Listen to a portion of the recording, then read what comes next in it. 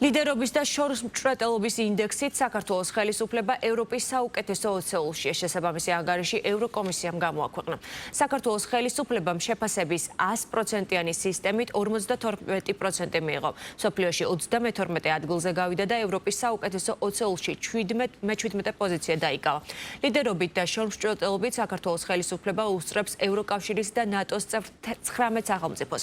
მსოფლიო ქვეყნების მთავრობათა ლიდერობა და შორისმჭრეტელობა შეფასდა 5 კრიტერიუმით. კეთილსინდისიერი ლიდერობა, გრძელვადიანი ხედვა, ადაპტაციის უნარი, სტრატეგიული პრიორიტეტიზაცია, ინოვაცია. საქართველოს ხელისუფლება კეთილსინდისიერი ლიდერობით მსოფლიოში 38 ადგილზე გავიდა.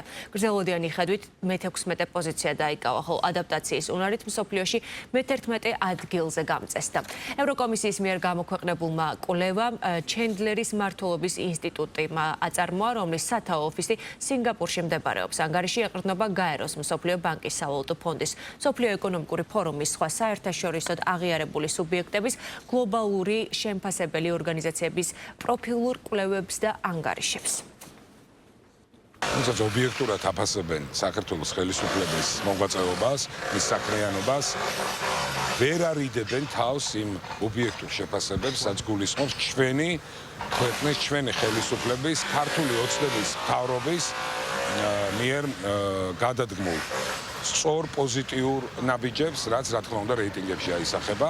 ამიტომაც ყველას ბუნებრივია მოუწოდებ, რომ როდესაც შეფასებები იქნება, აუცილებლად ობიექტურობის ზღვარს მოგადავლენ და ნახავენ, რომ ჩვენი ქვეყანა საქართველოს პროგრესის ძალიან განსაკუთრებულ გზაზე დგას და ხშირ შემთხვევაში უსწრებს ევროკავშირის ქვეყნებს, ნატოს წევრ ქვეყნებს აბსოლუტურად ყველა მიმართულებით.